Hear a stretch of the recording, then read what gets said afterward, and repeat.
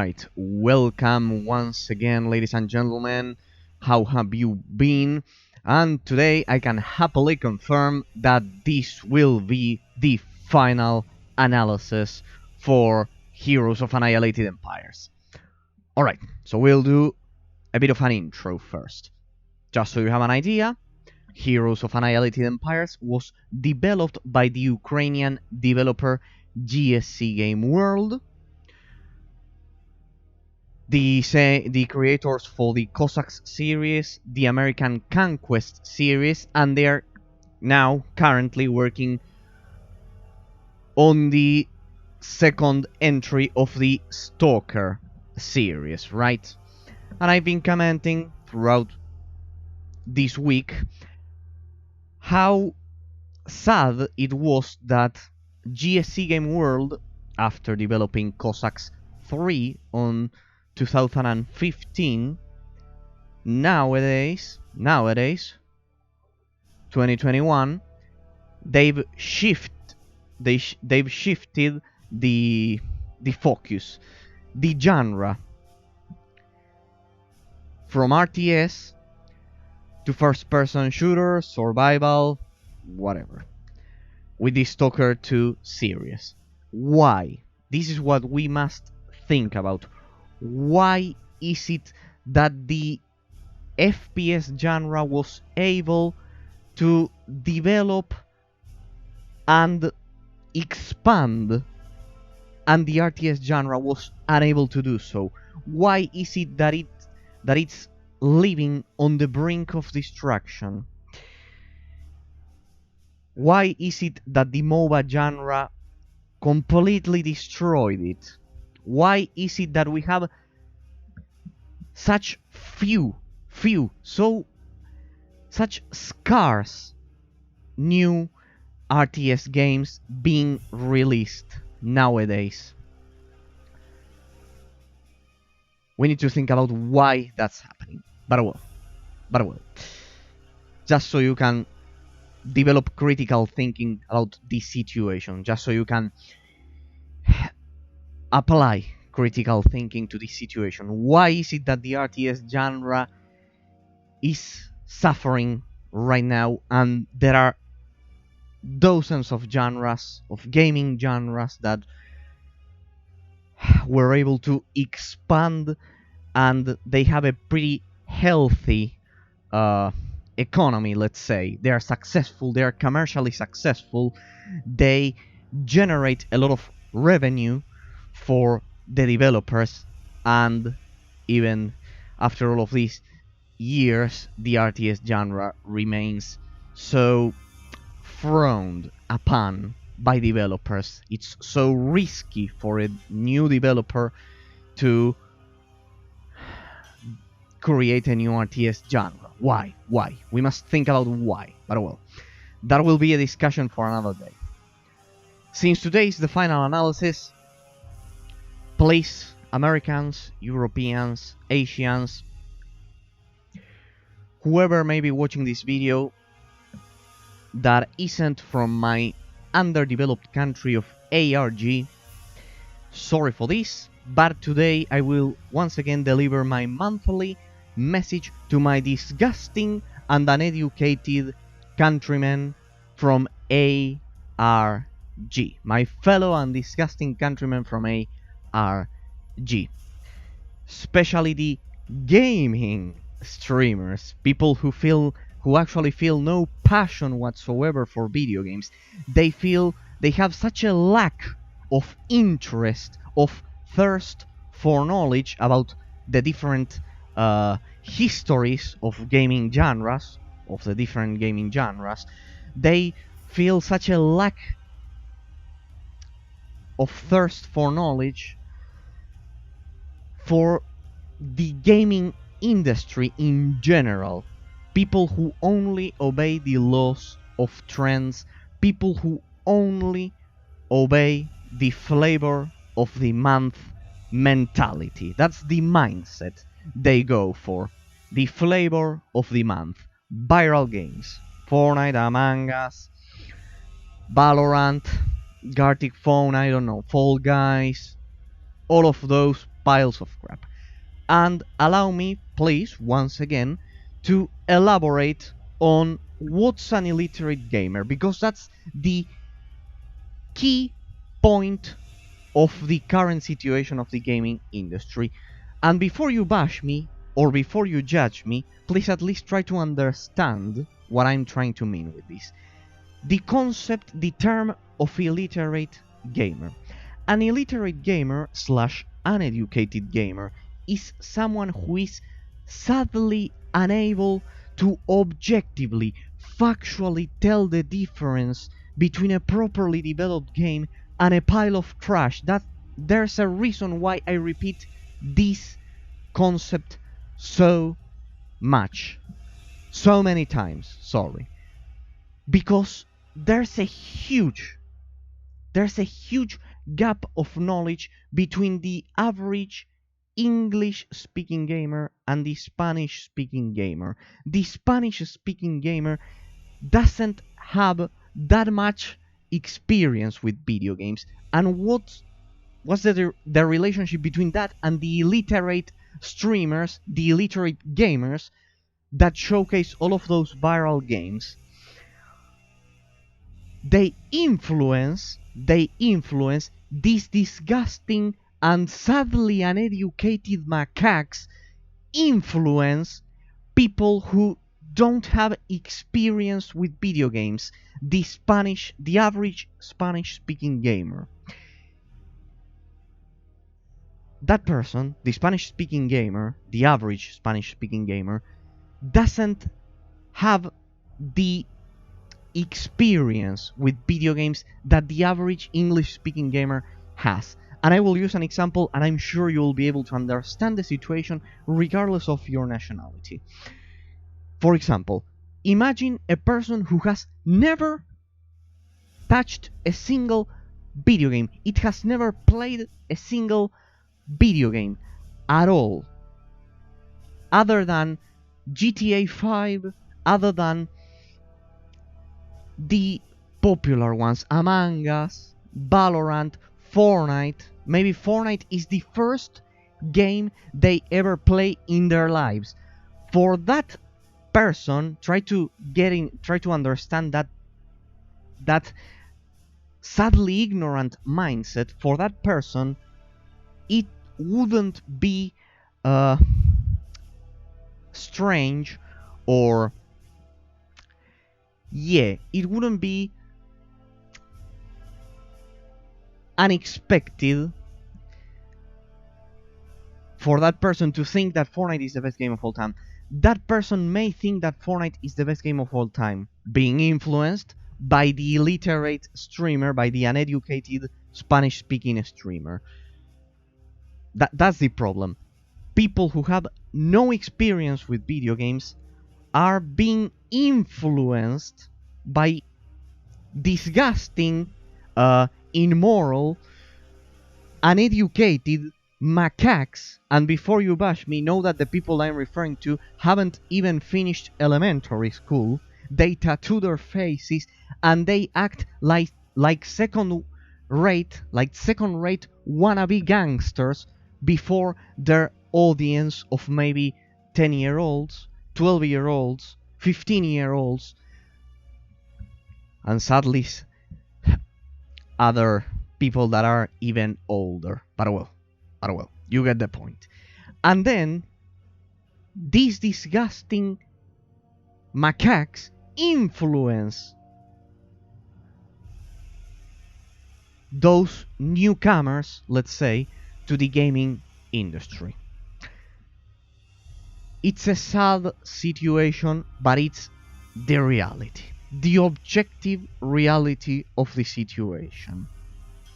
One of the most common traps of relativism, as I daily explain in my Twitch description down here, it's making people believe that everything is a matter of opinion. No, it's not a matter of opinion. If you never played a video game, if you never played a single video game, you have no knowledge, no experience with video games, and thus You can, because of your ignorance, claim that Fortnite is the best game of all time, that GTA Roleplay is the best game of all time, that Valorant is the best game of all time, that, I don't know, Fall Guys is the best game of all time.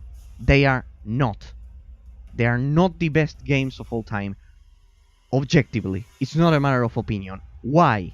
Why? Because there is a series, or there are a series of objective elements, technical objective elements, which tell us, all of those elements tell us, we can deduce, the people who have experience with video games,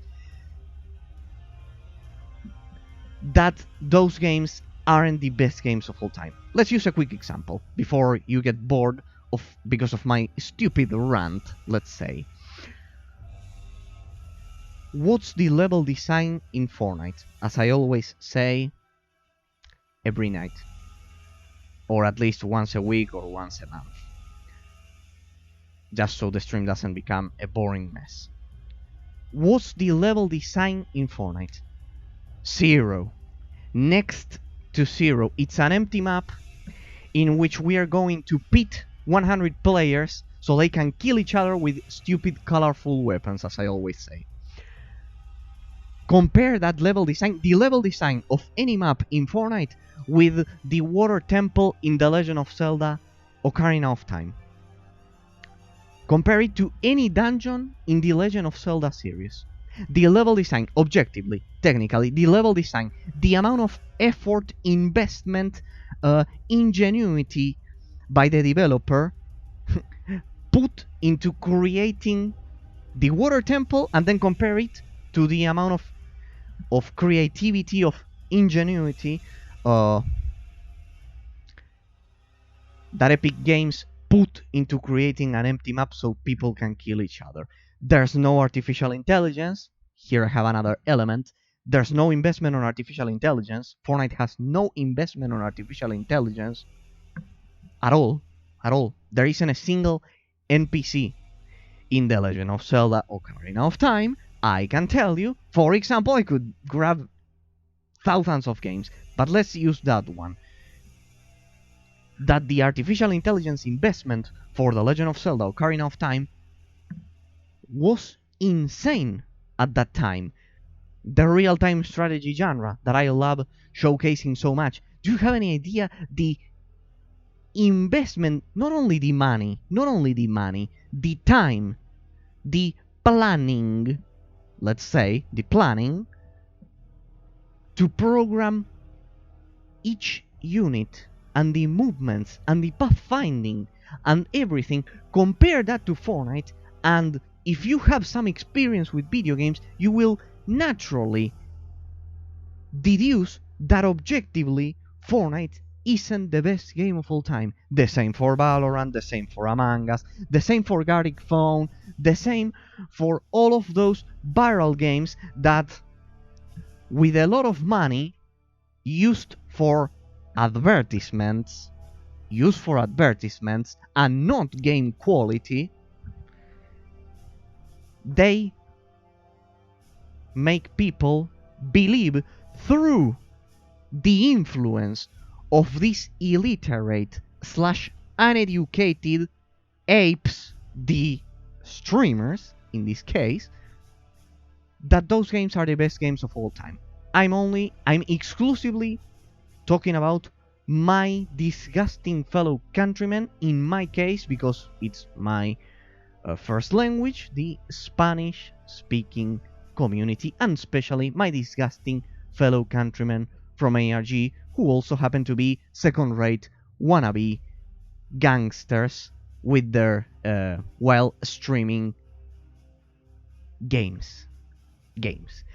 Actually, those people have no interest whatsoever in learning about video games. They probably played their first game a year ago in all of their lives, and besides, they're a terrible influence. They're a terrible influence. One of the worst.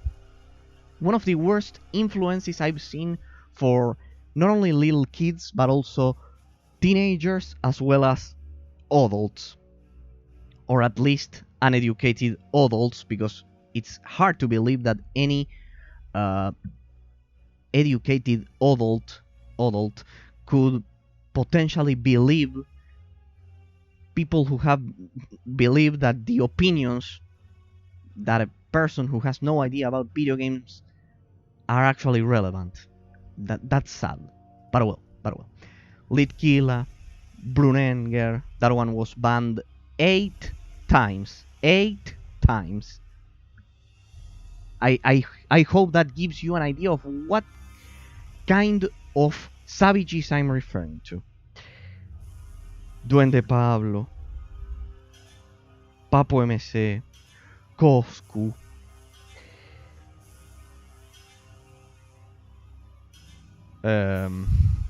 which was the other illiterates.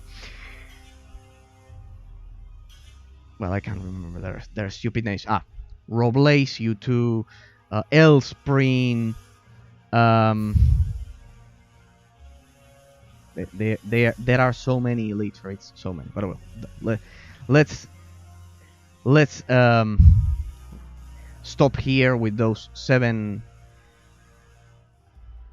perpetrators of the absolute ignorance that the Spanish-speaking gaming community has. But well, let's stop with that. Before you bash me, please at least try to listen to what I have to say.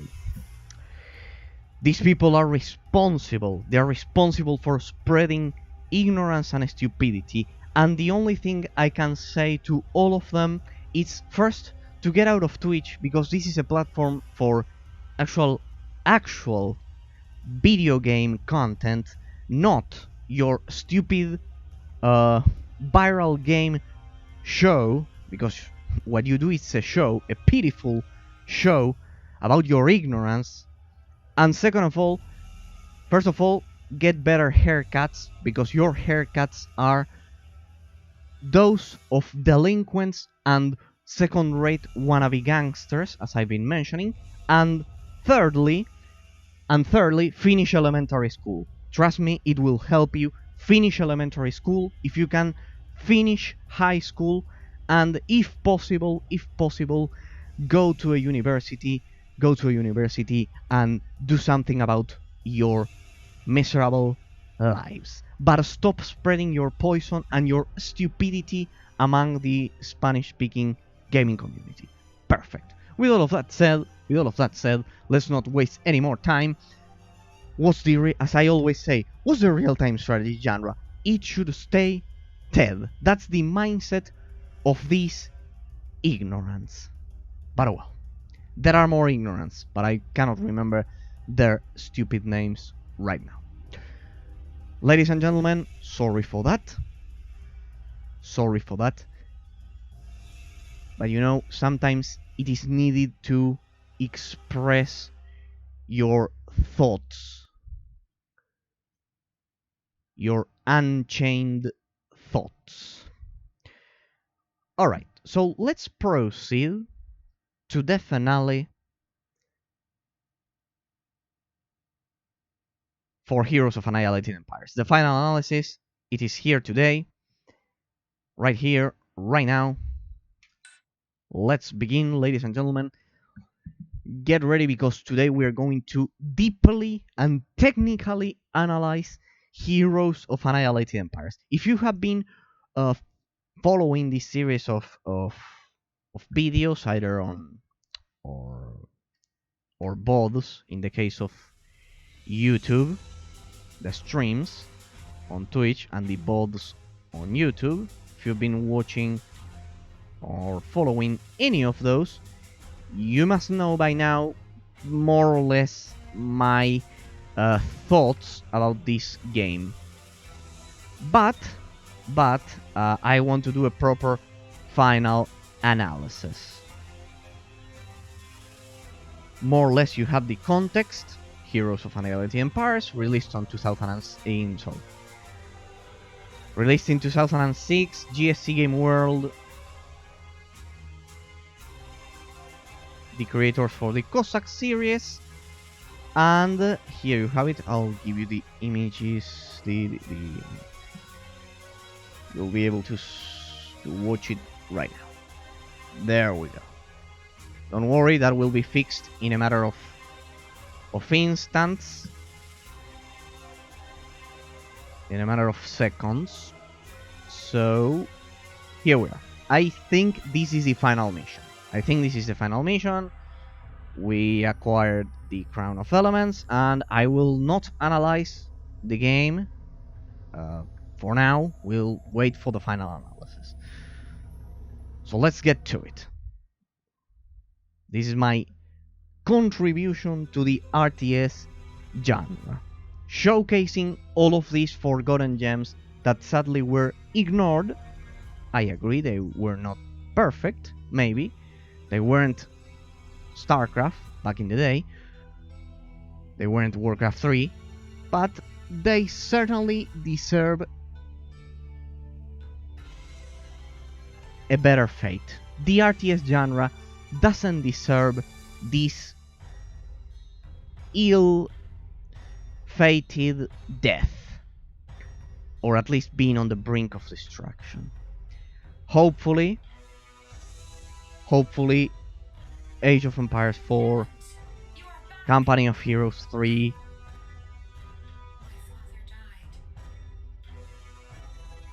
and many more RTS games that are coming back will hopefully save this genre from the utter annihilation caused by the ignorance of the illiterate gamers. People who sadly don't care. They have such a lack of interest for the different genres, for learning about the different genres, their history, the different features. The RTS genre is not the same as the isometric action RPG genre. They have different elements. But no, for these people everything needs to be Fortnite, Among Us, Valorant, so they can dance like idiots with their also ignorant online friends. Well, it's called the lamb mentality. The lamb mentality. Where's everyone? Well, let me go over there then. Alright, let's forget about the rant once and for all. That's a promise. Let's get to it. Let's begin with the finale for Heroes of Annihilated Empires. The undead push back our troops. I am here now, Lana. We will build up a strong defense line. Have you found the gems, Ranger? Yes, I have them with me. Take them, Sage. Only the one that belongs to Necros is missing. When I come to the grave, Necros will try to cut his way to it for sure. You must take his gem from him. The chances of us succeeding are slim. Mechanics have sent a large ark to transport their relatives from the dungeons.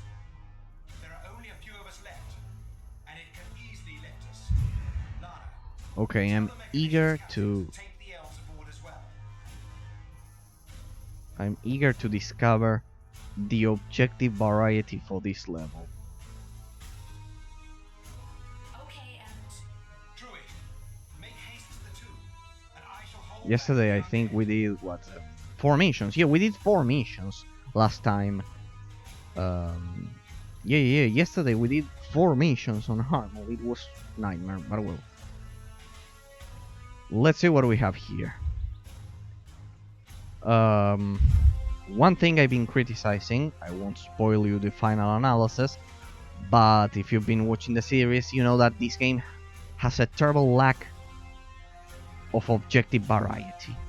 It's something that I've been continuously criticizing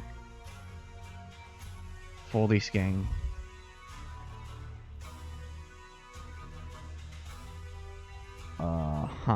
So most of the map is revealed.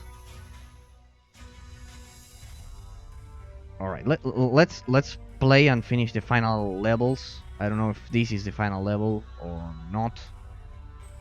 Or if it's the, I don't know. the second to last final level. But we pretty much... first of all, I need to get rid of that thing, that magic. Ice arrow would be quite effective here. No, let's not use melee units if we can use hands, because I still don't know what to do in this. Alright. I still don't know what to do in this final scenario, or I don't even know if it's the final scenario. But well. First, let me see if I can choose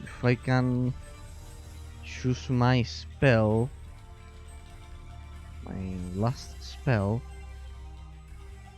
It should be which will be Ice Arrow. Here. I don't know why that happens sometimes, but we should be good.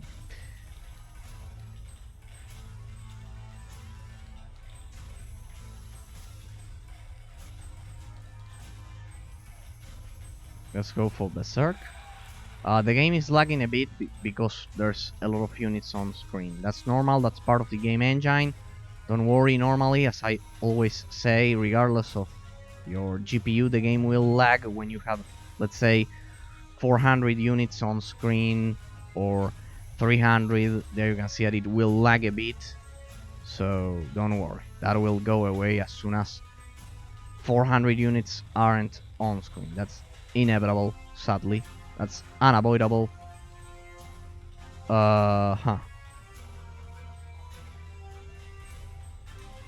Damn. There must be a lot of undead coming this way. Yeah, I think that's more than 400 units. Sorry for the FPS lag, but that's pretty much unavoidable. It's something related to the game engine. You can check out the previous gameplays and you'll see that they are at perfect 60 FPS, but well. Oh damn it. They keep coming. Do I have control of a base or something, or is it just a baseless exploration mission as well? Yep. I cannot produce any fairies? No, it's not a baseless exploration mission, sorry. It's a baseless defense mission. Yep. More or less. I wish I could use Ice Arrow, but well. Anyways, I have Celestial Light. That will be even more effective. Look at that. The radius for Celestial Light increased. There's more undead coming this way, but... well, this is getting a bit out of hand. Sorry for the low FPS. But it's pretty much unavoidable, as I'm telling you. Okay. Let's see. The game engine works that way. It's from 2006. There we go. That will also heal my units. Remember that this is on hard mode, so it won't be that easy, I assume. So I just have to defend the base.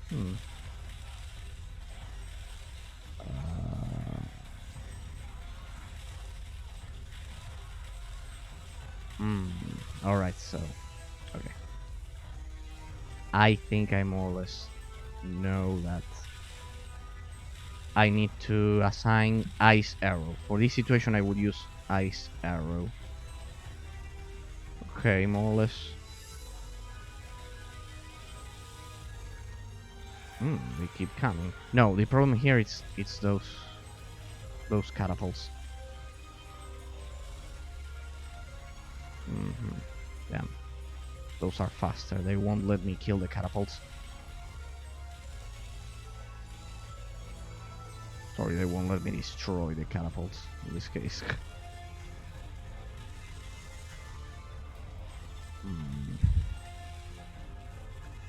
Okay.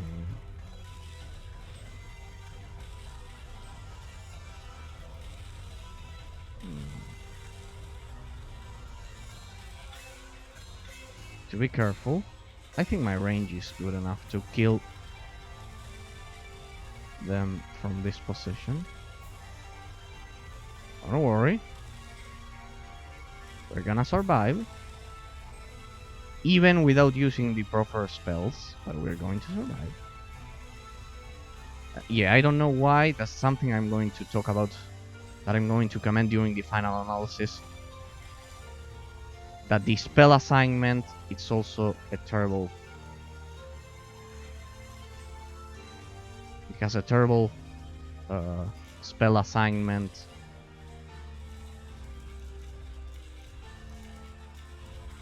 system. Wait, I need to destroy those catapults, otherwise they will kill us all. They're gonna kill us all. We have archers over there. Quite interesting. Wait. More or less over there. Oh. Need to be careful. Can I buy some potions somehow? This is not a great idea. Fight over here, please. Please, fight over here. Let's go for Call of Nature. And Berserk for those archers.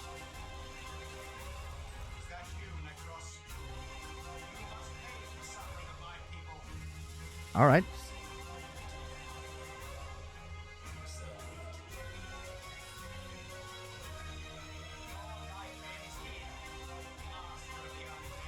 Wait, let's save, because maybe he uses an extremely OP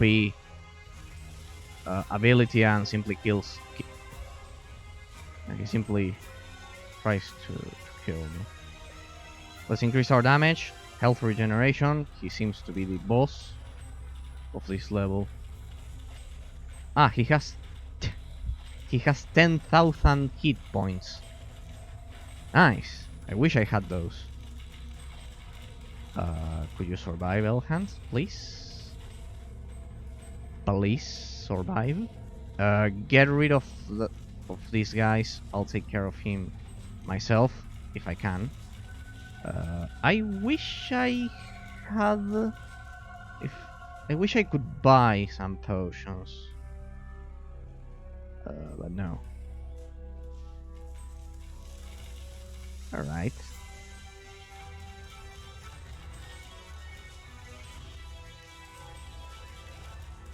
Yep, that's not gonna work. Oh, look at that. Even more undead coming this way. And that guy... Well. Alright. It was a great first try, I guess. We got to Necros. Alright, so I need to protect that thing. Oh? They destroyed it. They must have destroyed it. The tomb of Octon has been destroyed. The quest has... Alright. Let me see if I can somehow change the course of this situation. Hand, come back. If everyone attacks that monster, maybe we can kill him. Let me go for extra damage. Would have been great if I had even more potions at my disposal, but no. Alright. Maybe we can curse him. That will reduce the damage he can deal to me.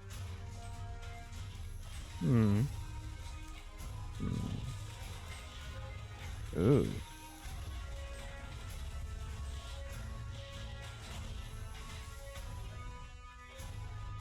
6,000.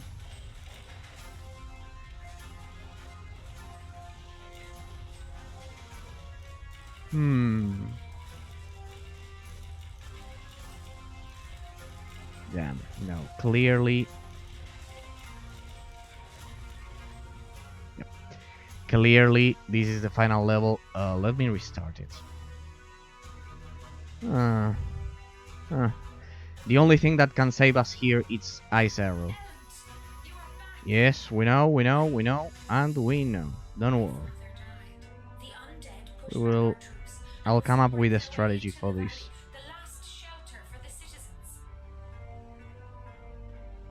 If I do that, I lose the slot for some reason. But it doesn't matter. Frost won't be helping us here. Stone Skin could help us.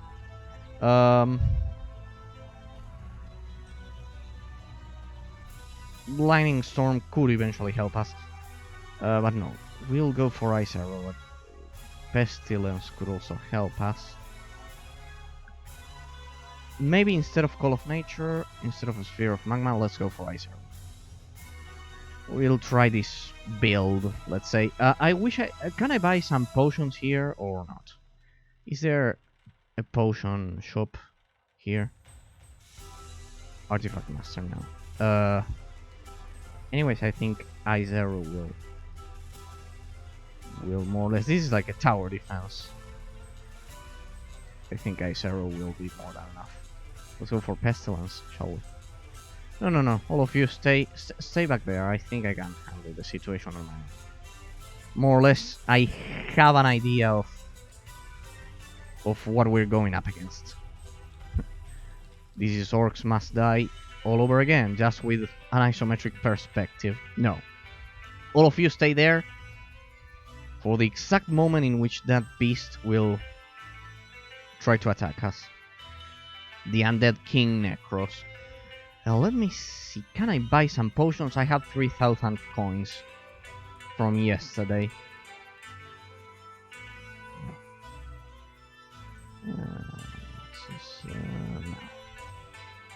No, not at all. They are not lined up. Let's wait a bit more.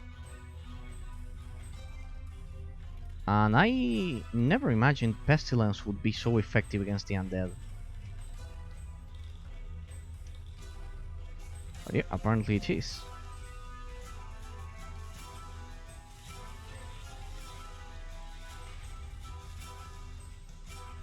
Alright. Then let's go back there and we'll use Tree of Life. Don't worry, I'll come up with a strategy to beat them. Even though I don't have a base to control. Just with my hero units.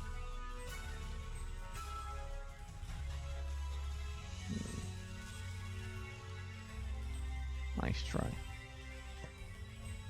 But I think I have a solution. Let's also go for Ice Arrow, shall we? That combo, damn, I should have... It was a bit difficult to do, but well. Not that bad. Could have been better. My aim could have been better. But well. I've seen worse, I guess. Archers, what are you doing there? Ah, I didn't click on hold ground. Hold ground, Elhand. Pestilence, please. And, damn, I can't go for Celestial Light. There we go. That will also heal me, so we should be good. No, archers stay up there. And the rest of you will also stay over there. Hold ground. There we go. All of you also hold ground. We can do it if you follow my orders. And now, I pretty much think that's a straight line. That will be quite good. Well, it costs some damage.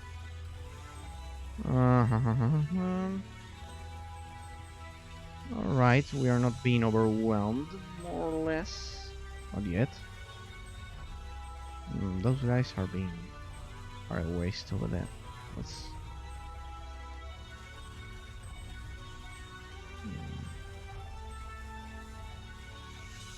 Let's go for Tree of Life instead of Ice Arrow this time, because that will stop. It will slow them down. Hold ground. Stay there. And all of you also hold ground. Over there. Alright, we need to get rid of the catapults. Let's try this. Alright. Now's the time. Attack mode. Go ahead. I tried to contain them as much as I could. I need to get rid of the catapults. The rest can be dealt with later.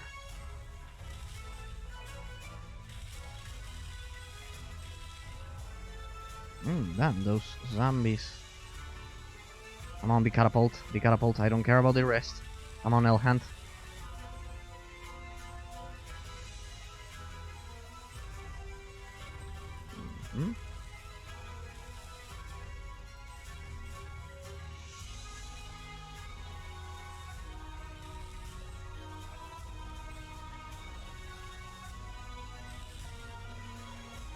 Okay. Careful, I think those ghosts are dealing a lot of damage to my hero unit. There we go, please. There we go, perfectly calculated. How are things over here? I've seen worse.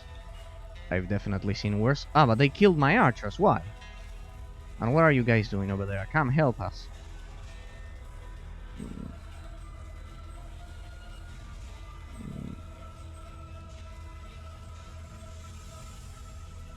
How about you kill them?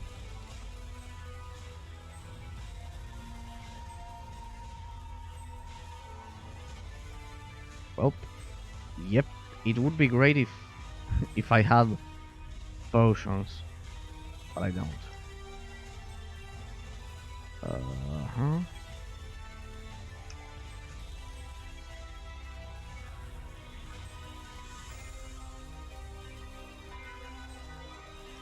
But there's only one more catapult. Alright, let's see. There we go. That also revived some units that... Alright, stay there. There we go. There we go. How about some lining? Pestilence as well. Alright, now's the time to... don't hold ground. Go. You must pay for the suffering of my people. Are you so eager to die? So be it. Everyone go for that thing. Here, master of the undead. I'll use most of my potions there. Or at least my most powerful potions. To kill that thing. To kill Necros. Let's curse them.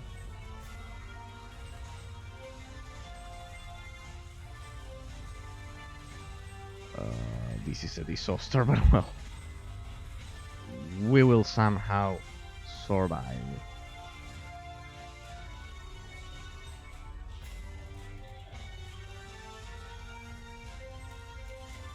Kill those guys.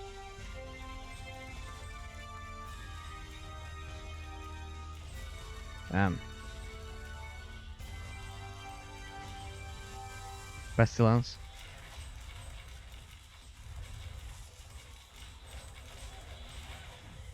Damn.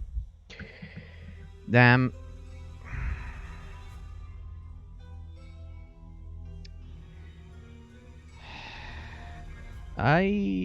Why is it that there's no, you know, no alchemist lab here whatsoever? But don't worry, we'll come up with a strategy that will beat these guys. Let's see. Yeah. Shut up, please. There are only a few of us left, and it could easily lift us. Lana, tell the mechanician's captain to take the elves aboard as well. Alright.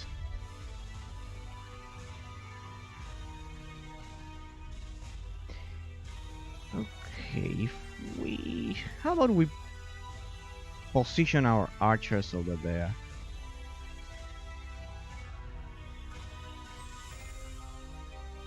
because it will be easier to target enemies. Oh.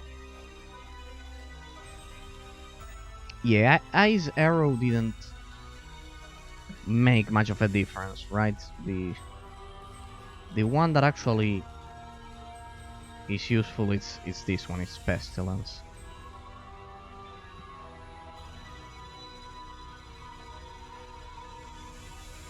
If only I could buy some potions. I don't think that...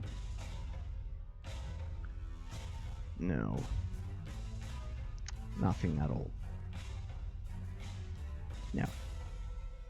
So we just have to hold out here. Alright. Doesn't matter. We'll make it. I can see the catapults.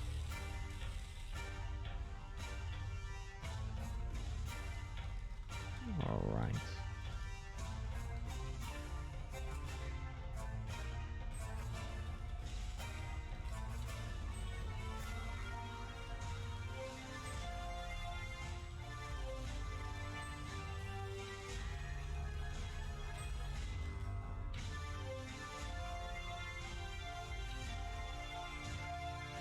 Extends the range. Alright, I can somehow extend the range for those. Alright. For the towers. I can improve the towers. Let's improve all of them. It's like a tower defense. It's like a tower defense. Hold ground. Stay over there. I will act as a tank, not you.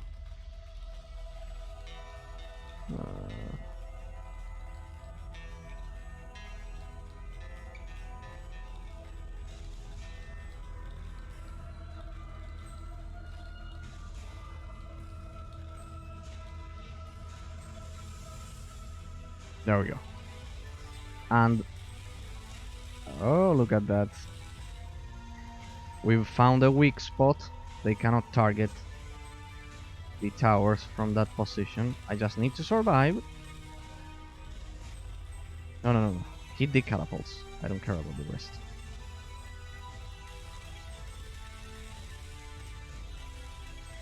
There you go. How about this? And Pestilence. I need some room to get rid of the catapults. Come on, get rid of the catapults. Damn.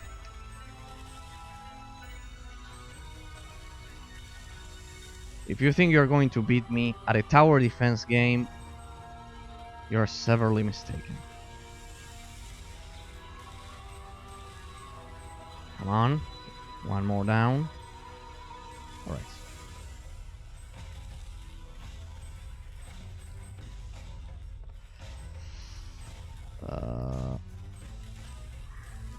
Damn. Don't worry.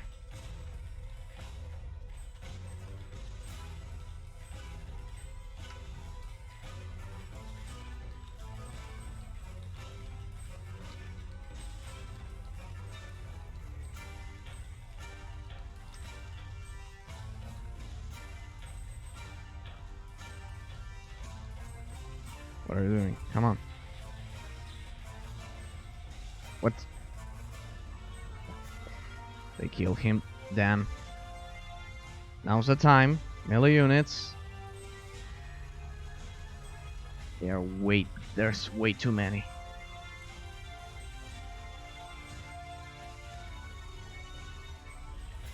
If only I had kind of like potions with me, this would be much easier. Damn. That was so fast. Damn. That was so fast. God damn it. God damn it. You kind of like die like this in a matter of seconds. But don't worry. I'm sure we'll beat this thing tonight. At least I put a lot of effort into beating this hard real-time strategy old school game, these old school real-time strategy games. Mechanics have sent a large ark to transport their relatives from the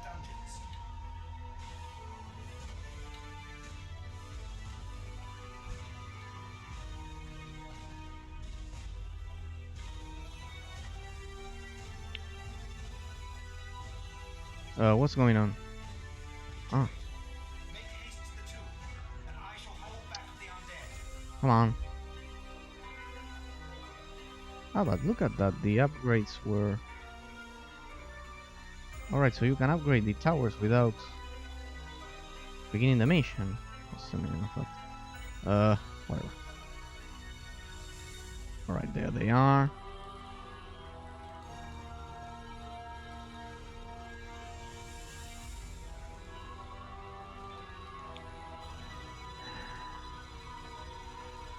Besides, I lose kind of like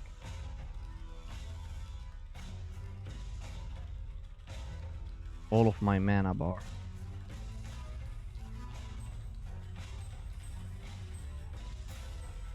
We could try a sphere of magma. All ground. All of you. How about we use control groups for this one? First control group, second control group, and then we have Elhand.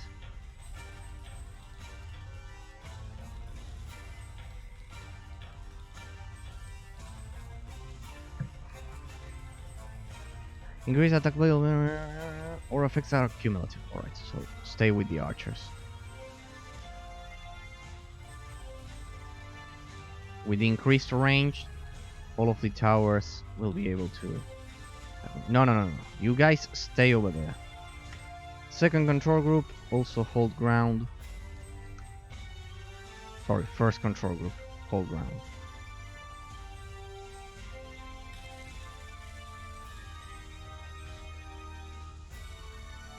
Ooh, those catapult shots, where are they coming from?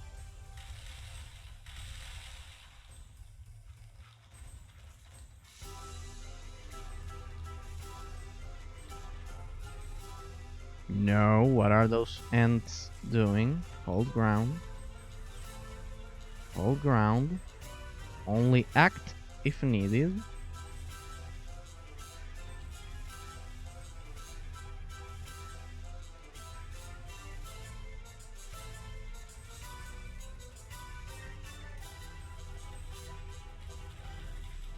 Wait, let's also go for Berserk for those archers.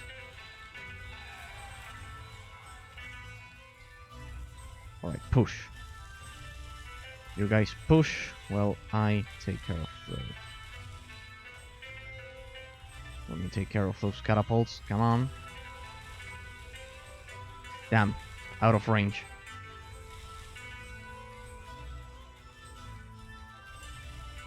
Can I go for Pestilence there? Oh, now's the time. Now's the time to strike. Pestilence is not dealing damage to the catapults.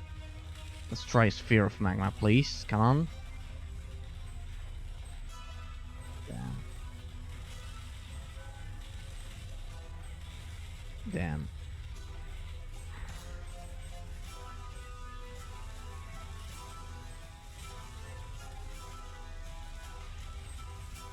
Increase attack value. Speed.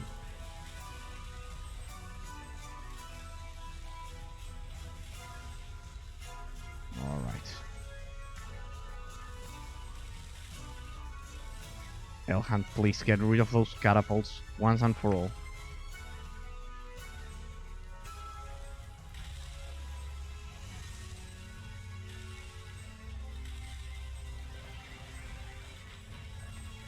I need some room. Also... well, that's it. Here. I hope you can survive, Elhand. Yes, because I used Pestilence. Destroy that catapult.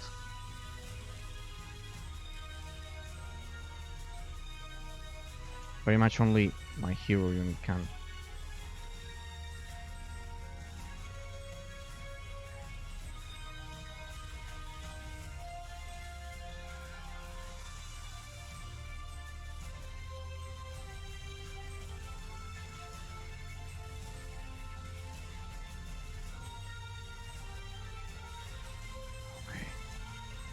Tree of Life is pretty much all I can go for.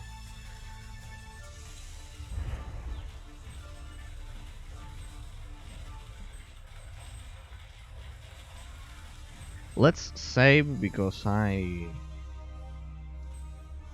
quite pleased with this run, with this strategy. Oh, there's a fountain there. Hang on a second. There's a fountain there. Oh, no. Ah, you are meant to use that fountain. Ah, I see. Ah, I see now. I see now. I see. I see. I see now. You're meant to fight here. Okay.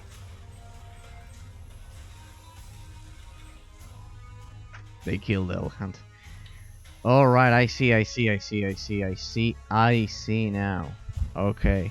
Okay. Okay, there's a fountain up ahead. And I need to ensure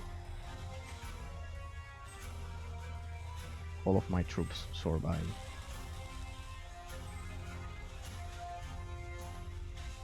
Or at least most of them.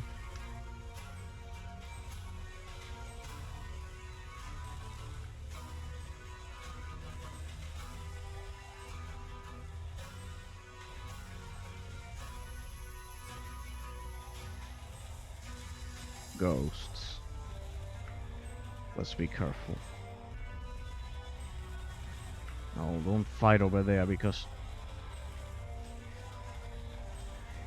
we're out of range. Well, let's try just pushing. I wouldn't normally do that, but let's just try pushing. Archers, try to come over here. Oh, come on. They survived the...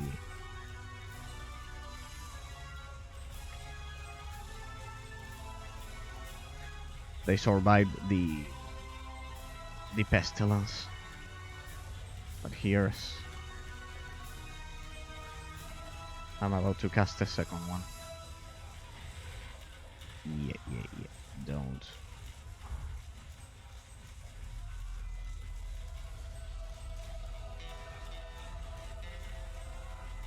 I don't think... Stay back. Stay back once and for all, please. Stay back. You're okay over there. No. Stay back. Stay over there. I'm going to heal you.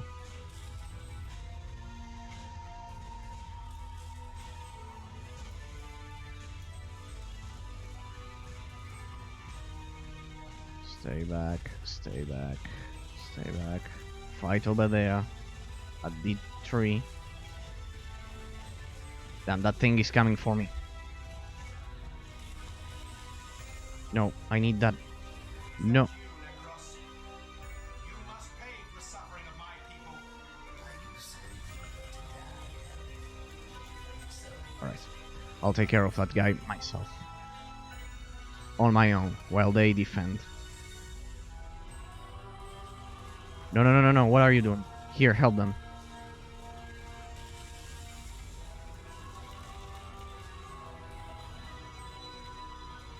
Here, let's curse that guy. Let's use Tree of Life.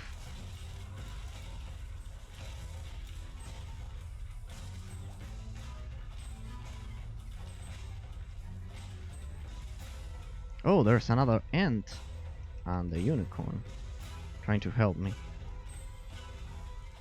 Nice try. Alright, I'll go for Berserk. Oh, come on, you guys, you can do it. I can see catapults there. That's tricky. Ah, I cannot select them.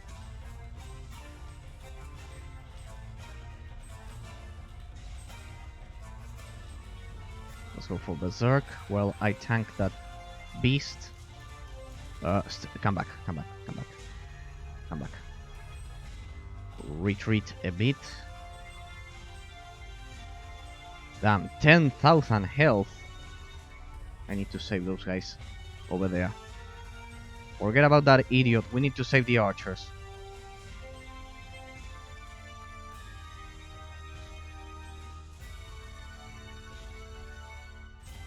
We need to save our men. Forget about that idiot. There you go.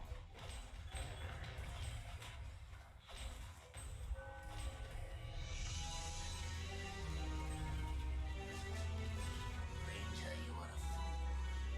Each new death only makes me stronger. What? This ain't even my final form. Ah, but I have the gem. Where? Here. This isn't even my final form. I don't know if it is, but I have the final gem.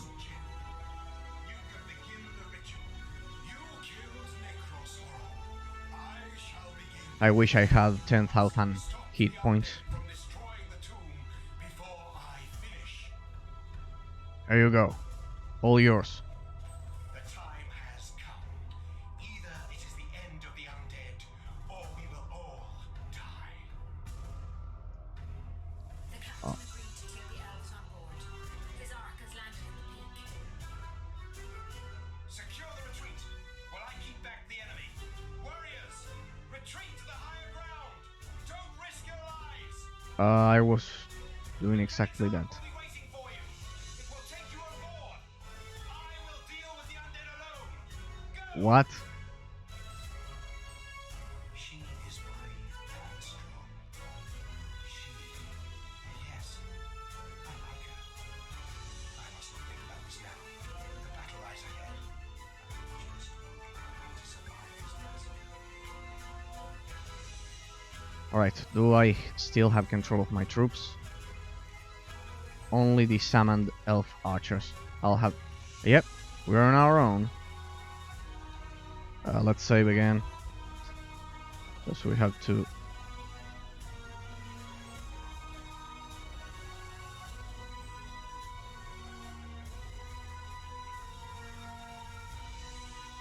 No, I should have used that over there. Maybe.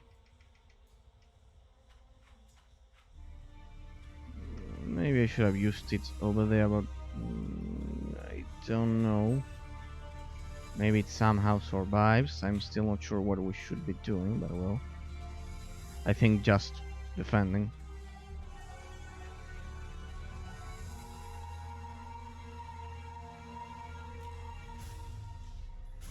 Alright. That's done.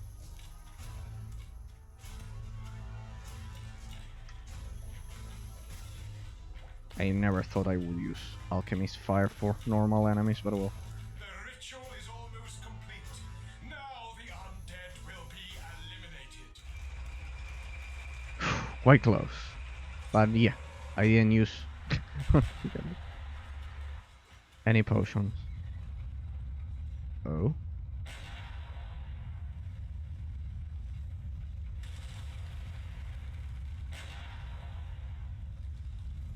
Is that water?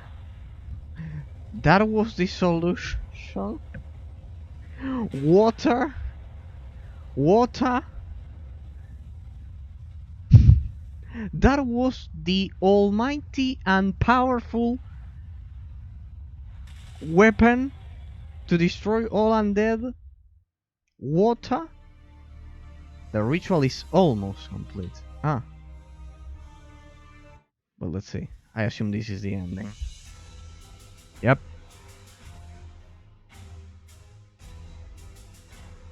Alright. Oh. Sorry, you are watching the credits in 4:3 aspect ratio. Ah. Sorry about that. Nothing I can do. But well, so let's... Alright. There you have it. There you have it, ladies and gentlemen. This is it. Heroes of Annihilated Empires. Only the final level was left. Only that single final level. The final battle. And it's only been 1 hour and 10 minutes. With my rant at the beginning of the stream, it was actually, I don't know, 40 minutes of gameplay, even less, 30 minutes. Well, but yesterday, I couldn't do this. Yesterday, we were reaching the 4-hour mark, sorry, the 3-hour mark, and we had done 4 levels all in one day on hard mode. But well, we've finally reached the end. The game has an undead campaign, if I'm not mistaken. The game has an undead campaign, and prepare your popcorn. Prepare your seats, because we will proceed to the final analysis, and I have a quite long analysis to do about Heroes of Annihilated Empires, this gem from 2006 from the RTS genre. Alright.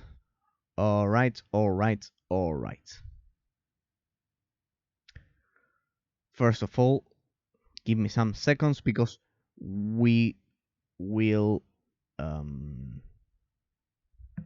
because I need to adjust the volume, because actually this game had such a low volume, and I'm sure that for the analysis you won't be able to listen to anything if I don't increase the volume. All right. Okay.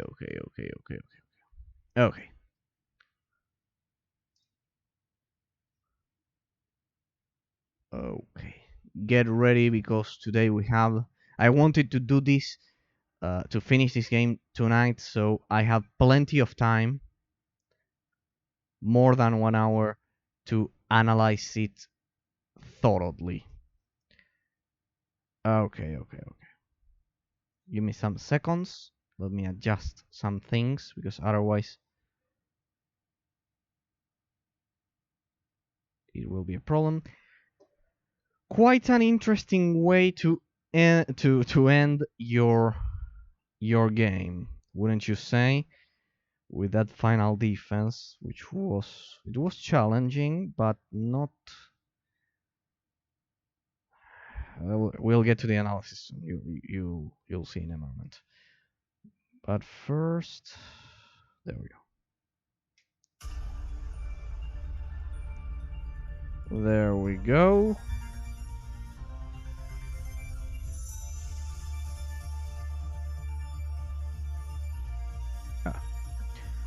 There we go.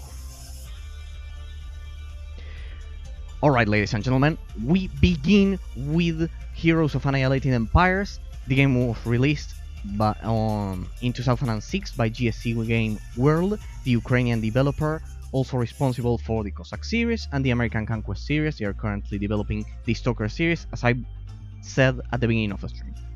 Let's go one by one. The gameplay for Heroes of Annihilated Empires. Probably the gameplay is the strongest point that this game has.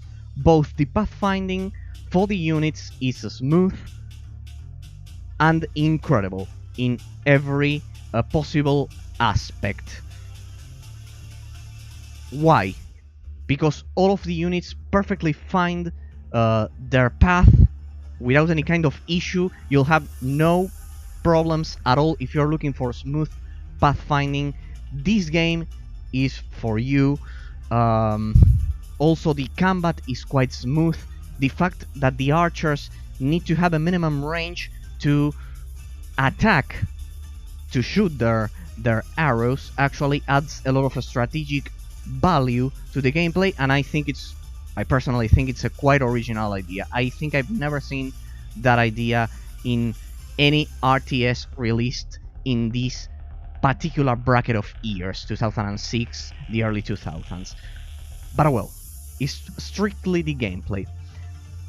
First of all, let me begin by saying that if you enjoy the Spellforce series, as well as the Cossacks series, and in general crossovers between real-time strategy and RPG, you will probably like or even love the gameplay for Heroes of Annihilated Empires. As the very developers described it back in 2006, this game is RTS versus RPG. They literally said this. You can check out the wiki. I checked it 2 days ago. So that's what they said, apparently, according to those sources. Now, let's get to the bottom of this, because this game, and what I particularly consider a terrible flaw regarding the gameplay, even though it's the strongest point, because as you could see, the pathfinding was incredible, the combat system for the units, it's incredible. The game is 90% RPG and only 10% real-time strategy. Yes, this game could easily be could easily be considered an isometric action RPG. This game blurs the line between isometric action RPG, Diablo 2, for example, and real-time strategy. Now, a lot of other RTS games do this. As a recent example that I just played, Dungeons and Dragons Dragon Shard has a lot of light RPG elements. There are so many light RPG elements that I would even consider that the RPG heritage is actually not light at all. But the particular case of Heroes of Annihilated Empires is different. It's a heavy, I would say it contains heavy RPG elements. It has more RPG DNA than RTS DNA, if you know what I mean. 90% RPG and 10% RTS. Now, why is it that I'm saying this? Why? Why exactly? Well, because of the, first of all, because of the level design for the campaign. If you have been paying attention to all of these 11 VODs that I've released playing the whole campaign on hard mode, you will notice that most of the time, most of the levels are baseless exploration missions. There's no base building. They multiplied the classic Blizzard's hero system by 100%. It's Blizzard's classic hero system that was extremely popular for this bracket of years. You can see the influence of Warcraft 3 in all of these games. Armies of Exigo, out of the ones that I played, Armies of Exigo, The Lord of the Rings, War of the Ring, Lords of EverQuest, but this game exclusively tries to succeed with the classic Blizzard's hero system. All of the other games that I've been mentioning, Armies of Exigo, The Lord of the Rings, War of the Ring, they also have a lot of base building mechanics. That's the critical flaw for this game, for the level design, but we're analyzing the gameplay. However, the level design is somehow linked to the gameplay here, to this criticism that I'm doing. Because, and this is what I'm trying to say, out of 16 missions, only 4, maybe 5, if I'm not recalling correctly, if I'm not recalling correctly, only 5 missions out of 16 in an RTS actually have base building. This game could easily be a MOBA, it could easily be an isometric action RPG, because of the level design distribution that it has, because of the structure. It's pretty bare bones as an RTS. It's a great isometric action RPG if you consider that it's a crossover, but it doesn't have the proper elements to be a great RTS. Out of 16 missions, 5 are baseless exploration missions. You fight kind of like MMORPG bosses. You could see the gameplay board number 9, in which it took me 2 hours to kill kind of like a devil, which was similar to an MMORPG boss. It had similar mechanics, kind of like area of effect, massive damage, going for summons. It was much more similar to an MMORPG fight than an RTS fight. Now, that's not intrinsically bad, that's not inherently bad, that's not inherently a negative aspect. What's the problem? Because Dungeons & Dragons Dragon Shard had these elements, these light RPG elements, but with MMORPG boss fights. The problem here is that it's beyond imaginable. It's multiplied by 100. It's 90% RPG. This game clearly was designed with RPG in mind, not RTS, or both things at the same time, but there's a clear predominant there's a clear predominant kind of like DNA. There's a clear predominant RPG DNA, if you know what I mean. Clearly the RPG part of the game, it's much bigger than the RTS part. The experience, it's much better regarding the RPG part of it. Now, as for the gameplay, I could easily be describing an isometric action RPG instead of an RTS, but well, let's analyze both aspects. We have plenty of time today. You have your hero. We got all the way up to level 100 by the end of the game. It could have been much more. Because I actually skipped a lot of optional fights. So that's insane. It gives you a magnitude of how much of an RPG this game is. Your hero has abilities. It has buffs, let's say. Only one of them doesn't use mana, which is wind arrows. They usually also affect other units, and that's the kind of like the link regarding the gameplay with the RTS part of the game, because the abilities that your hero unit uses, L-Hand, actually affect other units that you use quite regularly. That's the link, kind of like the link between the RTS and the RPG parts of the game. Now, except for wind arrows, the rest of all of the abilities, which are called magic cards in this game, which are those things that I was changing some seconds ago, consume mana. If you don't have a perfect mana regeneration, at least on hard mode, which is how I analyze games, I play all of the games on hard mode, I think it's needed to understand the true essence of the game, the purest form of that game's gameplay system.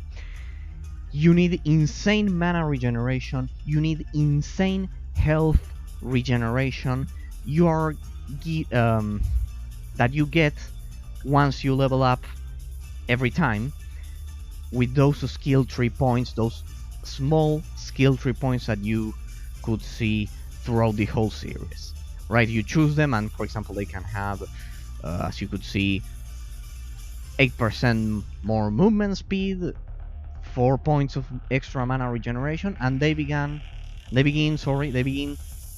accumulating. They begin stacking and stacking and stacking. They begin accumulating to a point that you create a rotation for your abilities.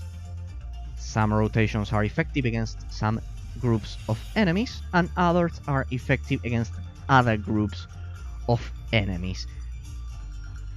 If you've been paying attention, I'm sure you have probably noticed by now that I'm pretty much describing an isometric action RPG. But well, let's continue with the gameplay analysis. You use those rotations, for example, using Call of Nature, using your summoned units, and then using Berserk on them, thus enhancing their damage by 50%, even if it makes them a bit more vulnerable with this particular ability with Berserk. And then you maybe you act as a tank, so while you tank the boss, the MMORPG boss, your summoned units, your dryads, and your summoned elf archers do all of the DPS, as if it was an MMORPG raid, like in World of Warcraft, but you control everything. That's why the game also demands an insane amount of APM. Well, maybe not insane because I could complete it. A pretty much decent amount of APM. I've commented about this thousands of times. The RTS genre requires you to have decent APM, and that's not intrinsically, it's not inherently bad. It's a feature for this genre, and we must respect it because it's part of its nature, its essence. But well, decent APM, great mana regeneration, great health regeneration, and movement speed. You need to kite. This term is usually used in MMORPG games a lot. You need to kite, you need to tank. For those of you who are not familiar with that genre, you need to tank the bosses most of the time. Just as you could see it some minutes ago, that I kind of like kited, I tanked most of this undead horde. And you need to preserve your units so they deal the damage. More or less, that's the basic gameplay rotation. Then you have your ability, the rotation for your abilities, not only knowing how to use the units that I've been mentioning, using Call of Nature, using Berserk on those units, or for example using Wind Arrows plus Berserk on other units. It will make them even more lethal. Or I don't know, going for Tree of Life plus Curse. Tree of Life heals you progressively, slows down units inside of its radius, and then when you apply Curse, it also reduces the damage for those enemy units by 50%, thus creating a great rotation, because it not only heals you, but with Curse you also reduce the damage that those units deal to you, and thus you can tank easily, and then you can use your units to finish off the enemy. Sorry.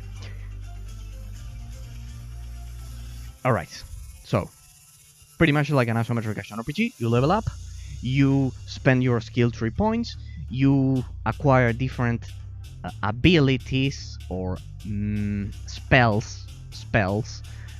You can also increase your attack speed, which is called attack rate in this game. Your movement speed, they are also needed to kind of like make to first of all to evade attacks that are generally used by the MMORPG bosses that I've been referring to, not in a situation of a skirmish match. But well, more or less that's the rotation for the gameplay.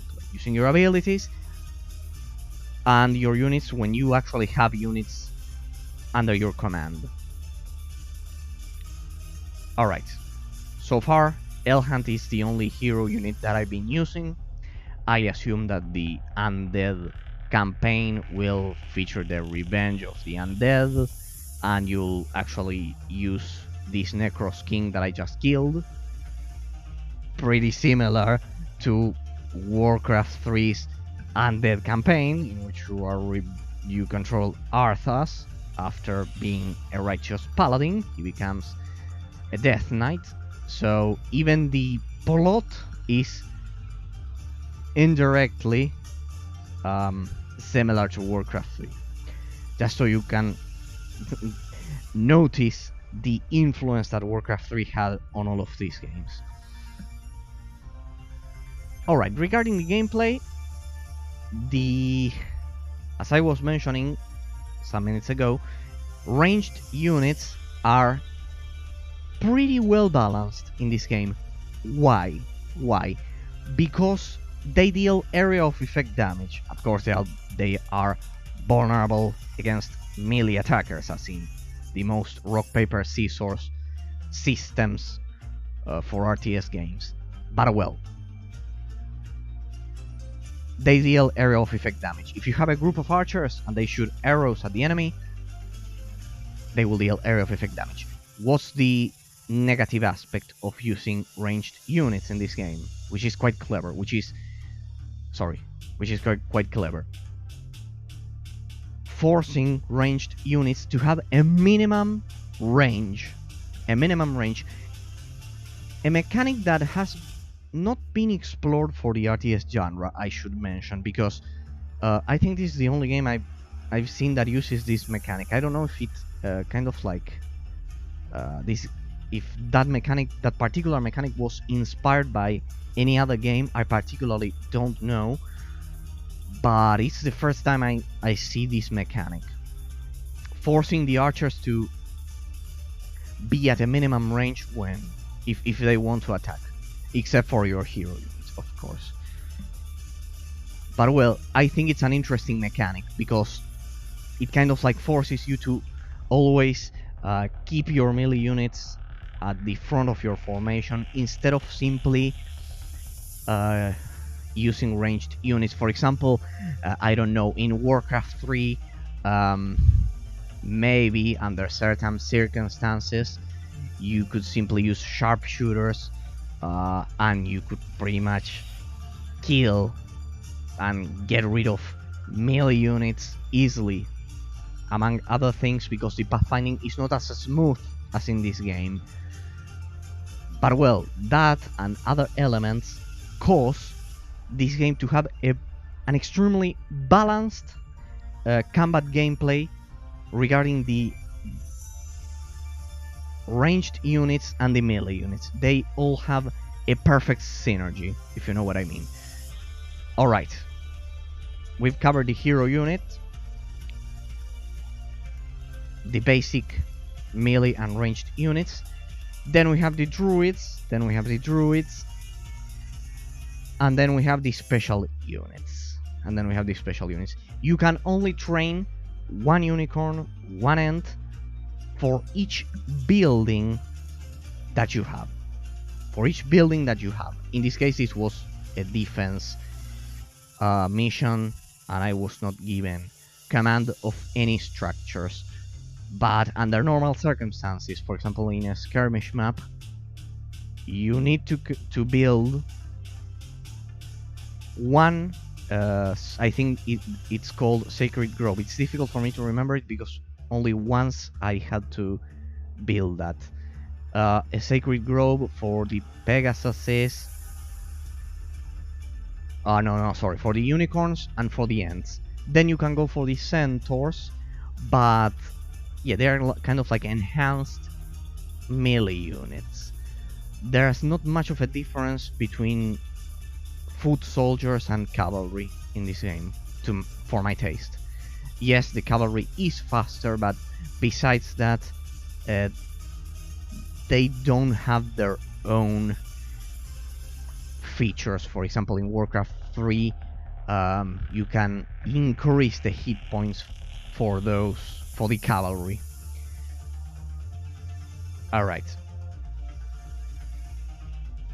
the Pegasus and the unicorn and the ant, you can only create one. They are kind of like support units. They give area of effect buffs.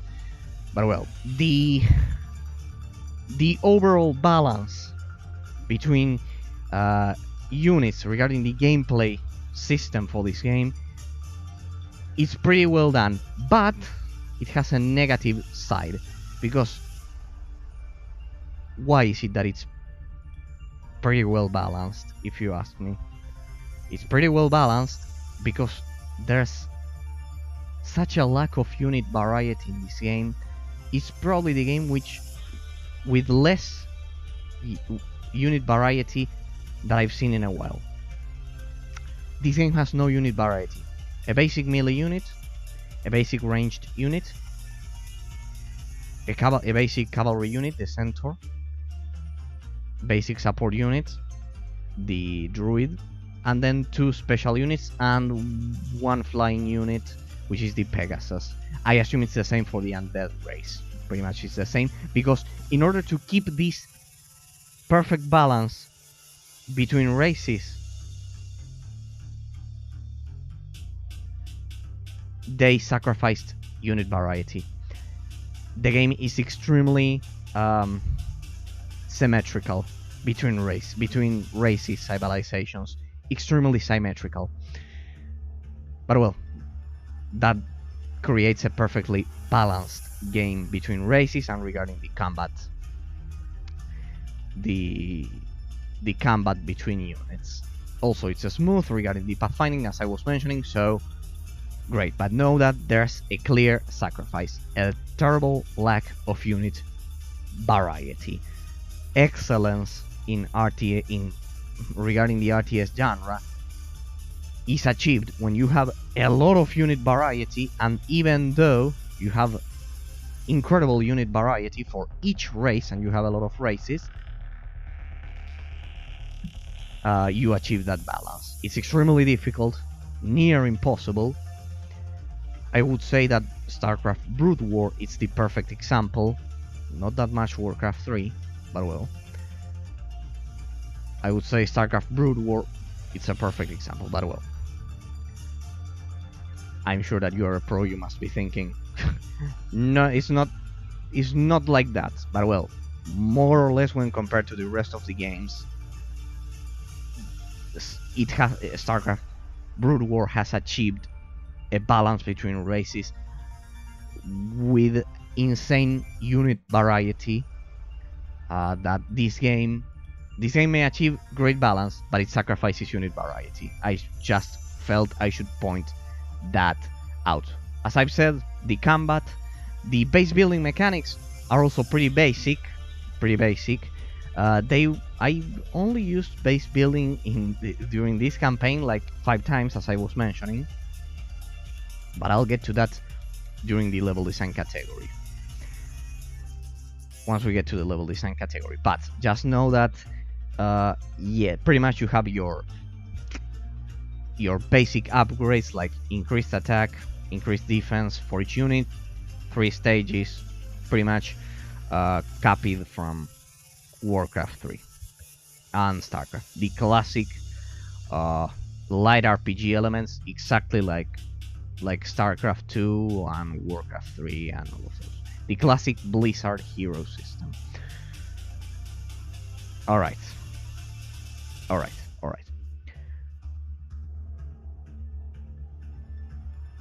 The base building variety. The base building variety is also quite poor. I think it has more or less 12 buildings for each civilization, and I think I'm being generous. I think there are only 10. There are only 10, if I'm not mistaken. But well, it's not. That's not precisely the problem. The problem is that those buildings usually are useless for this game. Most of what you'll be doing is using your hero unit. It's, as I was telling you, the classic Warcraft 3 hero system multiplied by 100%.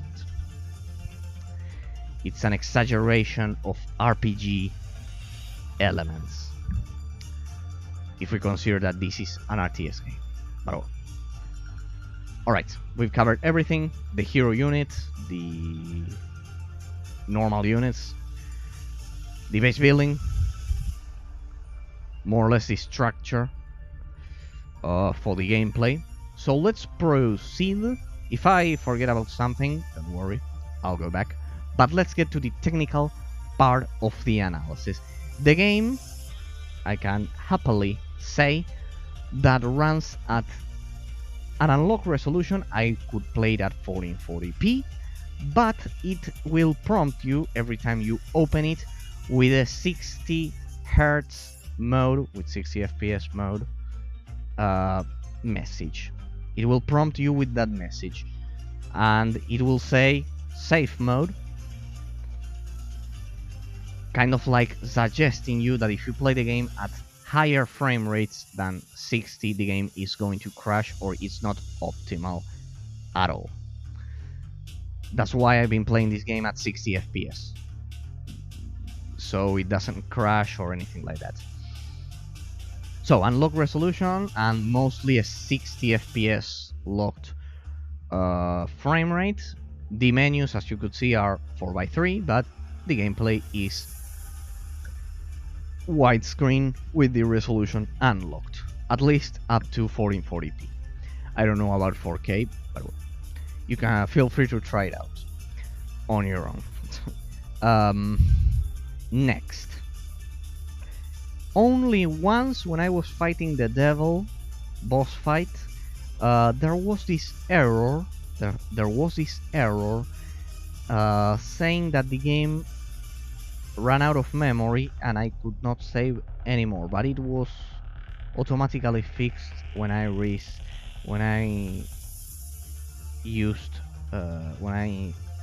pressed restart. So it looked like an isolated issue. It only happened once, so I don't think it will be a problem at all for anyone at all. So if you're worried about the technical aspect for this game, rest assured, it's pretty good for 2006. It's quite smooth, but only one thing: when there are like 300, 400 units on screen, as you could see some minutes ago, the frame rate will drop, presumably due to the game engine being unable to handle so many units, so many small artificial intelligences, or one artificial intelligence managing so many units, commanding so many units at the same time on screen. It's a game from 2006, and I have a beefy CPU, so I think it's part of the game engine. Everything indicates that it's part of the game engine.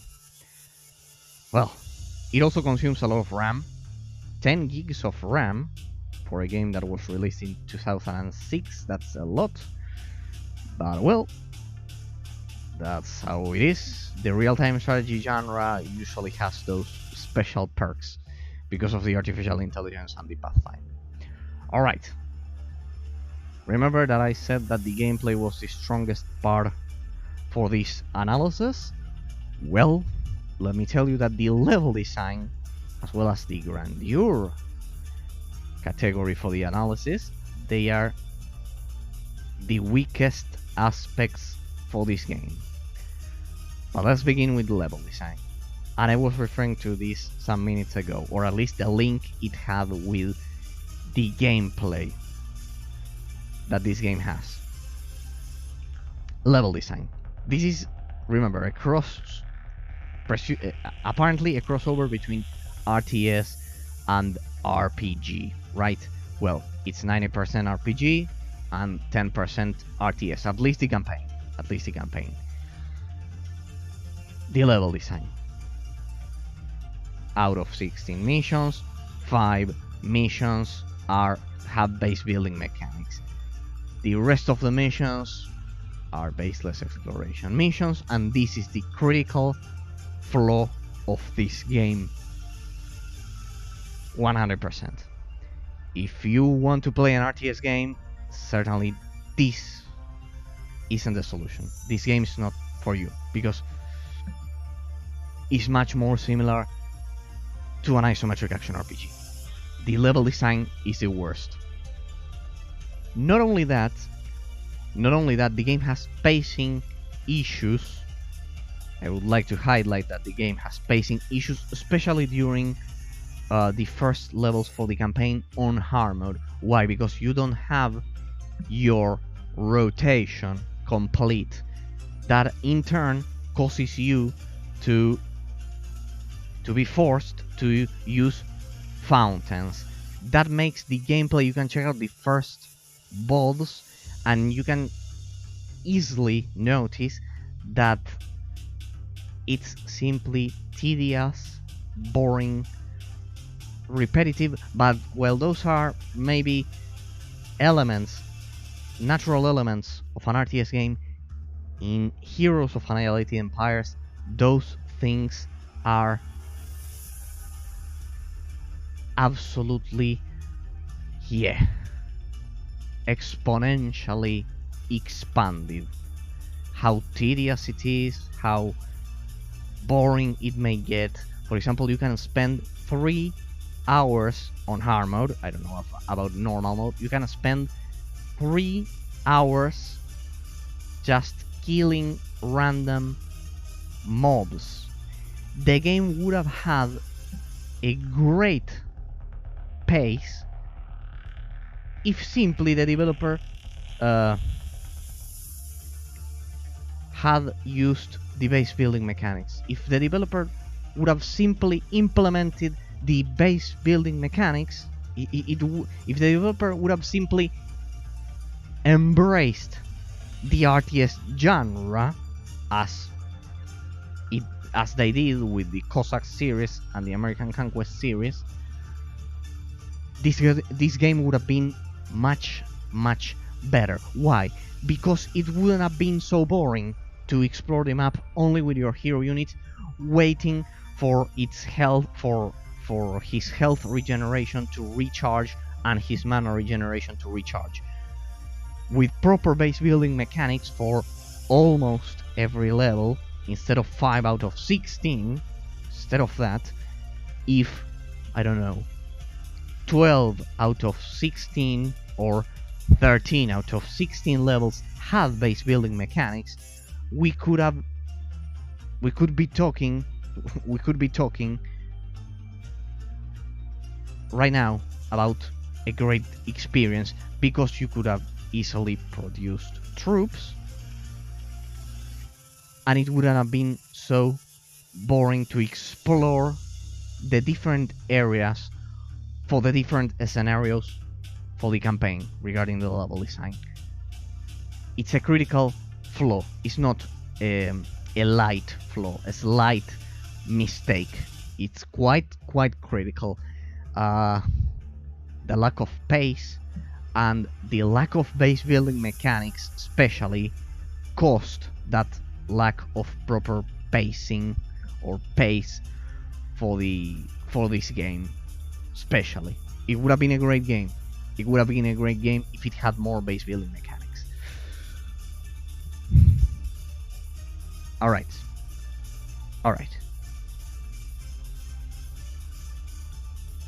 Regarding the level design.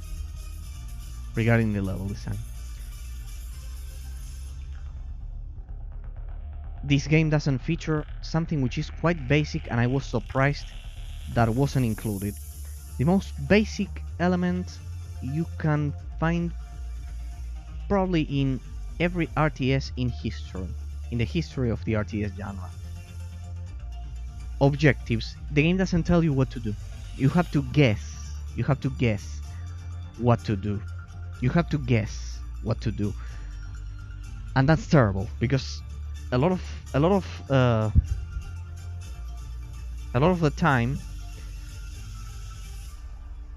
there were moments in which I was lost and I had no idea what to do, but in a negative way, not like in some kind of discovery, in some kind of excellent discovery that you have to do on your own, and it's actually funny to do so. For example, an open world game, Biomutant, I'm playing that, and it's great to explore and discover secondary missions and those things.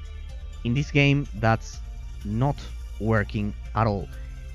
You have a journal with the dialogues alongside the inventory and your spells and those things, but sometimes you don't know what to do. The Fog of War helps you instead, because it's quite generous. The Fog of War in this particular game, it's unique because you can actually see, and sometimes you can even target units beyond the fog of war, something that simply goes against the very principle of the fog of war element in RTS games. But then again, this game has much more of RPG than RTS. Alright. So, there are no objectives list. You don't have any list for the objectives at all. Sometimes you may be lost. There are secondary quests, just like in an isometric action RPG. It's true that a lot of RTS games have those secondary quests, but not as many as this game has. This game literally has a lot of them. Killing random creatures, well, all of those things. Or helping an NPC recover something, some object, but they are absolutely meaningless. The secondary quests are not... They are not good at all, because they don't contribute, they just contribute to fulfilling the main quest. They are not like, for example, The Witcher 3, in which the secondary quests are quite relevant. In Warcraft 3, they sometimes give you unique items, and that's the only positive thing this game copied from the Warcraft 3 objectives system. But now, instead of talking about that, let's talk about objective variety, because we've already analyzed it. It has a lot of secondary quests that I find absolutely irrelevant. They just contribute to the main quest most of the time. For example, we had to collect that artifact for that Egyptian-like civilization, the souls, just to go to the Minotaur labyrinth, and in fact finishing the level. Yeah, it was yesterday. You can check it out. It was the 4th mission to get inside the pyramid, or the 3rd mission. I'm not sure, that we did yesterday. But it was impossible to get inside the pyramid without it, because the Sphinx that was guarding the main gate was literally invulnerable to damage. It also regenerated health. That's something related to the gameplay category for the analysis. Bosses regenerate health. That's a pretty clever tactic. I must also say the artificial intelligence is quite good in this game. One of the best. That's something to highlight for this game. The artificial intelligence is one of the best I've seen. One of the best. The devil, you can see it during the devil boss fight that took me 2 hours. The artificial intelligence knows exactly what to do to cause some major damage, at least on hard mode. You need to know what you're doing. You need to have good health regeneration. You need to have a plan. You need to have a plan for your rotation. You need to plan your rotation and execute it perfectly sometimes in this game to succeed. Alright, objective variety. I began talking about the artificial intelligence. That's why I said previously that if I forgot something, I would go back to it. The artificial intelligence, it's great. Probably also the strongest point regarding the gameplay that the game has. Or maybe part of the technical aspect instead. Part of the technical aspect. It also has decent graphical effects. They are not that impressive, but well. Objective variety. Let's get back to objective variety. There's an absolute lack of objective variety in this game. Probably also a consequence of the lack of base building elements. There were only 2 defense missions. For this game. This one, the one you just saw, and one more. Skirmishes versus the artificial intelligence. There were 4, being generous, or 5, which were the RTS levels that I mentioned. But naturally, if the rest of the game, the rest of the other, let's say 4 classic skirmish versus 2 or 3 artificial intelligences missions with base building, let's say 4 plus 2 defense missions throughout the whole game, let's say 6, and then the rest of the missions, the other 10 missions, were pretty much the same. Getting from point A to point B, clearing the map, doing secondary quests, killing everything you possibly can, to get the loot and improve your character, just so it's not a pile of trash by the end of the game. Just so your character is effective by the end of the game. That's why I was saying that this game exaggerates. It's an exacerbation of the hero system created by Warcraft 3. It's a terrible example of exaggeration, of exacerbation of the hero system created by Warcraft 3. Naturally, when 10 missions out of 16 missions are isometric action RPG missions without any kind of base building or anything like that, naturally, the nature of the isometric action RPG genre is also repetitive.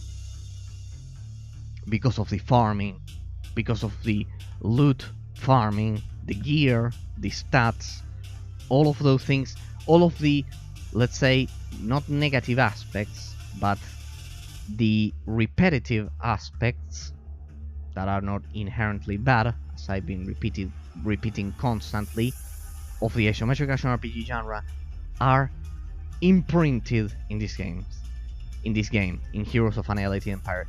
They are absolutely embedded within the essence of this game. They are part of the essence of this game.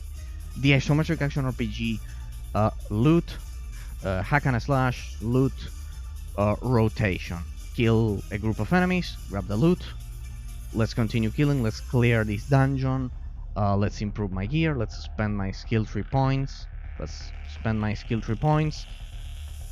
let's improve my character, let's create my rotation, everything. But this is an RTS game, supposedly it's an RTS game that it's affected by all of those isometric action RPG elements, those exaggerated, those exacerbated isometric action RPG elements, if you know what I mean. It turns into an isometric action RPG without the quality, the depth of a true isometric action RPG game. It's the perfect example of trying to encompass 2 different genres in one, when clearly they have 2 separated essences. They have a different and particular essence for each one of them. The RTS genre and the isometric action RPG genre. Now, normally, Warcraft 3, there we can see a lot of games that actually have light RPG elements and are RTS games.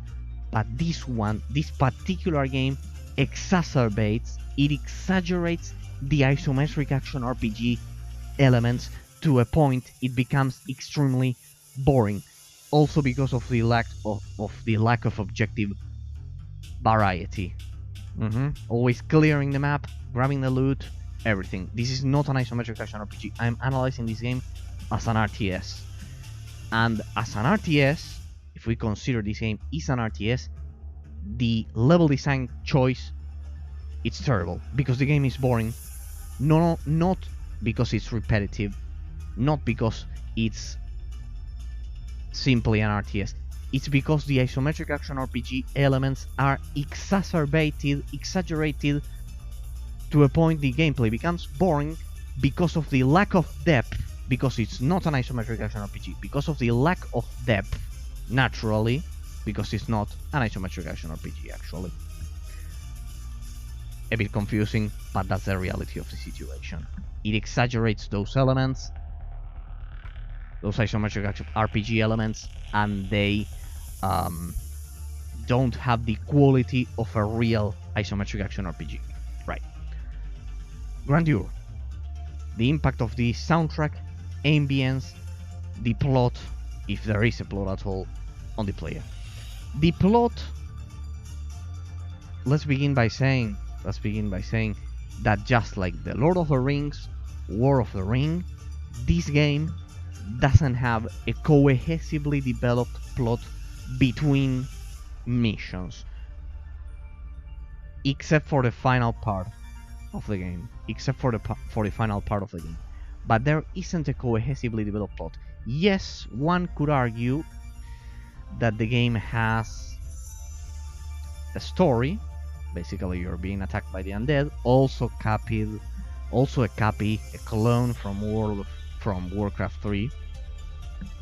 The undead trying to destroy the elves, and basically Elhand. The first 13 missions, let's say the first 10 missions, don't have a cohesively developed plot. The final 6 missions, let's say, more or less, do have a cohesively cohesively developed plot. Elhand goes for the Crown of Elements, then he grabs the gems. We just grab the final gem. They do the ritual, the classic Warcraft 3 storyline, also from StarCraft 2 Wings of Liberty. And they defend their base in a final stance, more or less like the Lord of the Rings. The two towers, Helm's Deep, defending the base until a secret weapon activates. In this case, the secret weapon was water, kind of like flooding the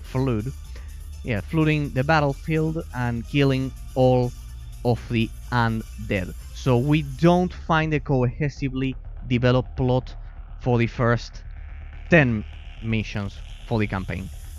More or less only the final 6 missions have a cohesively developed plot. Alright.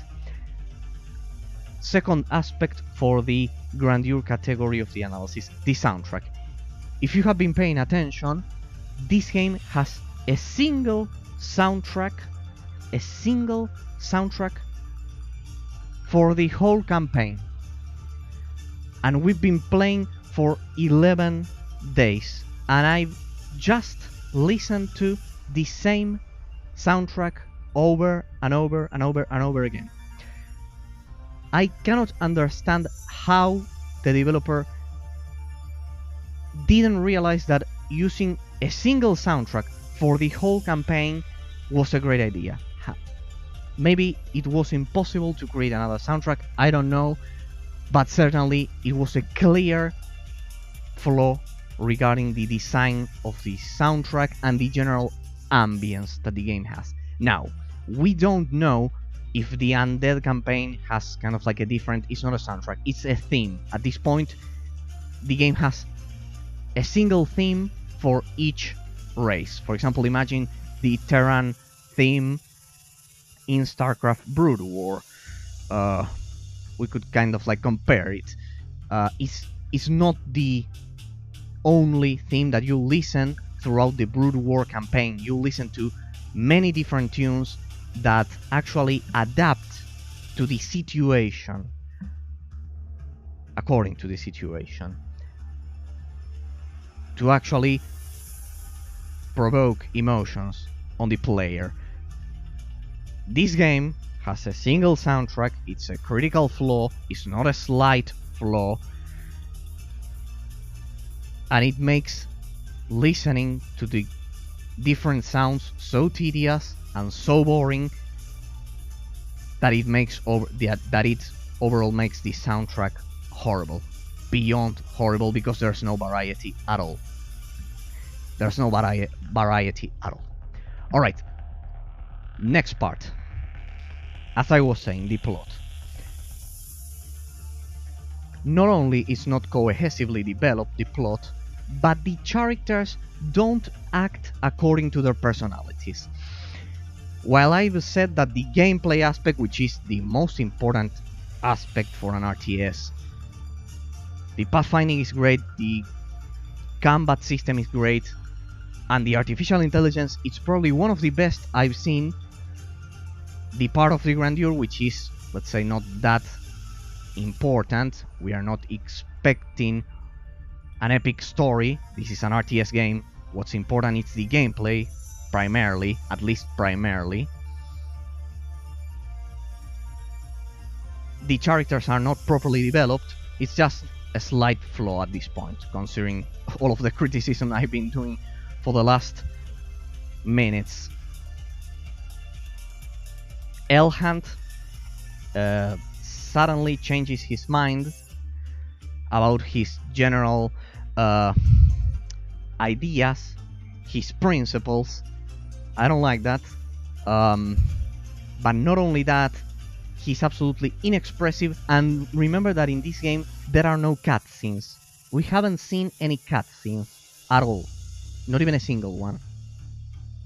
The dialogues were scarce, and while it's not the most important part for an RTS game, as I always say, the gameplay is the most important part for almost every game. It's another slight flaw. Well, after this hour of analysis, we finally get to the final part, ladies and gentlemen. The innovation category. How much does Heroes of Annihilated Empires actually... How much does it contribute to the RTS genre? Well, as I've been saying, it's a clear clone from Warcraft 3. It's a clone. The undead are trying to kill us all. Pretty classic Warcraft 3 story, if you ask me. The classic Blizzard hero system exaggerated by 200%, which is also the critical flaw for this game that I've been pointing out, because it doesn't have the qualities of an isometric action RPG game. This is still an RTS, but it lacks the base building elements of an RTS. So it tries to be an isometric action RPG and an RTS at the same time, similar to Spellforce, but Spellforce has much more quality, and it ends up not being able to innovate or create any new or revolutionary mechanics for the genre. Even the art style, the classic GSC Game World art style, that of Cossacks 1, 2, 3, the American Conquest series, also great RTS games that don't have these pompous isometric action RPG elements that actually made this game terrible for me personally. Now, if there's one thing I can praise the game for regarding the innovation, any new ideas, first of all, the fact that the ranged units, the archers, deal area of effect damage, and as I've mentioned, they need to have a minimum range when attacking, when shooting their arrows. That actually helps the balance, the combat balance between races a lot, and it's a quite positive aspect. The MMORPG fights, they are quite similar to an MMORPG, with the area of effect damage and the summons done by the boss. They're one of the best considering this is an RTS game and not an MMORPG game. But for example, Dungeons and Dragons Dragon Shard, that we've also analyzed, have those MMORPG fights, or similar to MMORPG fights, between its missions. But beyond that, an absolute lack of unit variety, an absolute lack of base building variety and enemy variety make this game absolutely lacking as well regarding the innovation category for the analysis. The classic fantasy medieval setting, that's not inherently bad, but it doesn't contribute to the genre. It's not something revolutionary. One thing that I don't know if you've noticed, one of the units, the trees, the walking trees, are called Ents, just like in the Lord of the Rings. I think that pretty much gives you an idea of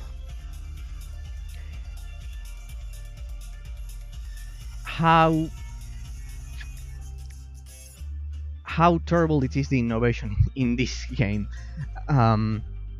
Pretty much Elhunt is Legolas, 100% elf with a bow, shooting arrows everywhere.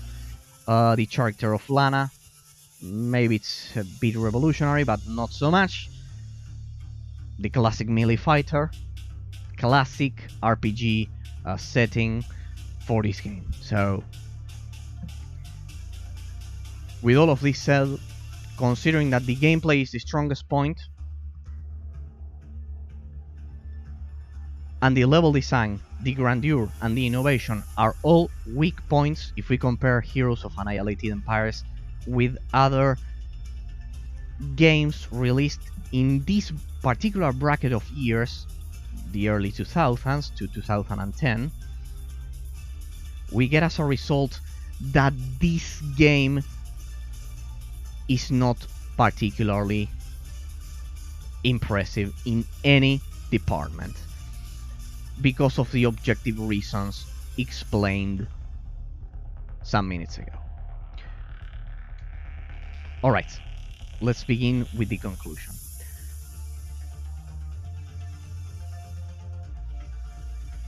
I will award Heroes of Annihilated Empires. I was originally going to award it a B, from S to F, a B, but due to the lack of objective variety, the lack of real RTS elements, and the fact, as I mentioned, this is the critical flaw for this game. If you like the Spellforce series, or if you like the Cossacks series, you may like this game. If you like isometric action RPG games like Diablo 2, you could enjoy this game. But potentially, as an RTS game, the critical flaw is that it exacerbates, it exaggerates the classic Blizzard's hero system featured in Warcraft 3, featured in StarCraft Brood War, to a point that is not enjoyable. It's just like playing Diablo 2 without the quality of Diablo 2, without those in-depth role-playing elements. It's like a light isometric action RPG game, and for me, as a fan of the RTS genre, that's a critical flaw. The only way this game could have a higher qualification would be if we consider this as an isometric action RPG game. Consequently, I'll award it a C. I'll award it a C because of all of these things. I've seen worse? Yeah, I've definitely seen worse. But this particular game will be tedious for most people, boring, and the lack of objective variety and base building makes this game unappealing for RTS fans. Also, I don't know if you've noticed this, but also during the final level, there wasn't a timer. For example, like in StarCraft 2 or Warcraft 3, defend the base for 30 minutes, 20 minutes, 10 minutes. That is it's the clear proof that the level design in this game is its weakest point. It's absolutely weakest point. So yeah, I cannot award this game more than C. From F to S, a C. I was originally going to award it a B, but no. This game, it could even be considered a D as an RTS game. The only things that may be worth noting are the long campaign. The campaign is long if you play it on hard mode, but you can skip most of the fights, so it's not also a 100% positive thing. It's not a totally positive thing at all. And consequently, as I've been mentioning, the game exaggerates the isometric action RPG elements without the qualities of a proper isometric action RPG. Alright. Ladies and gentlemen, thank you from the bottom of my heart. So, overall, a C. A C for Heroes of Annihilated Empires. Clearly, the Cossacks series is the main work of art for GSC Game World, or done by GSC Game World, and not Heroes of Annihilated Empires. This game could have been great. This game could have been great if only because the core was excellent. The artificial intelligence, the combat system, and the gameplay. But the unit variety, base building mechanics, or the lack of base building mechanics throughout the whole campaign, the lack of a cohesively developed plot except for the last 6 levels, and all of the things that I've been mentioning, the lack of a proper soundtrack, and above all, the exaggeration of the isometric action RPG elements and the classic Blizzard's hero system without the quality of a proper isometric action RPG game. I'm repeating it so many times because just so people clearly remember that particular highlight of my analysis, because it's quite important to understand the nature for this game.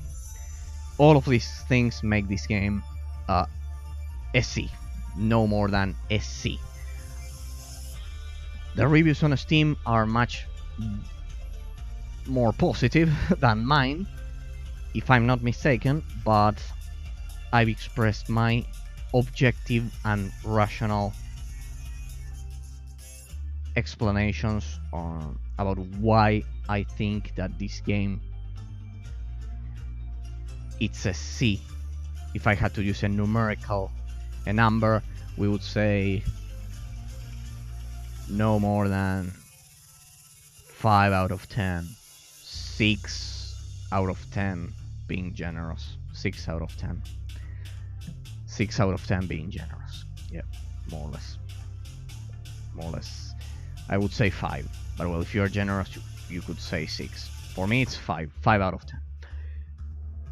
I know my opinions suck, they are unpopular, but well, at least I'm able to argument and say why I think that this game is a C.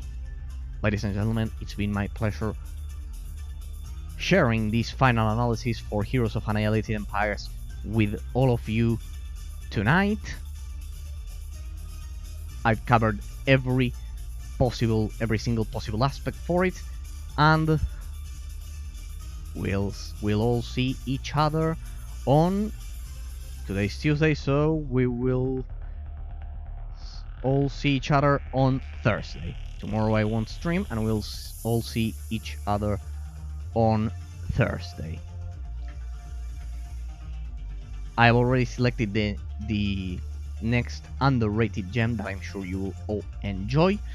Thanks to anyone who may have taken the time to watch any of my streams, or either as a live stream or a YouTube VOD, and thanks to each one of the 9 followers for my channel. I truly appreciate from the bottom of my heart having all of you here with me, listening to all of these, all of my gaming opinions, regardless of how irrelevant they may be, but at least this is the system I use, and this is objectively how I analyze games, and thus I'm able to say that Fortnite is not the best game of all time regarding the intro for this analysis. That's my pride, my real pride, being able to create this objective system and saying and explaining why I think this game is a C, and for example, Cast Rise of the Mage was a 9 out of 10, an S minus, let's say. That's the important part. Being rational and explaining all of these things instead of simply using empty feelings to describe video games. Ladies and gentlemen, it's been my pleasure. I wish all of you a great night. Farewell up until Thursday. Today's Tuesday. From BA Worldwide, I tell you, have a great night of gaming. Alright. Bye bye, see you all on Thursday. Hope you enjoyed the analysis. More analysis soon, once we get to the next underrated gem that I'm sure all of you will enjoy.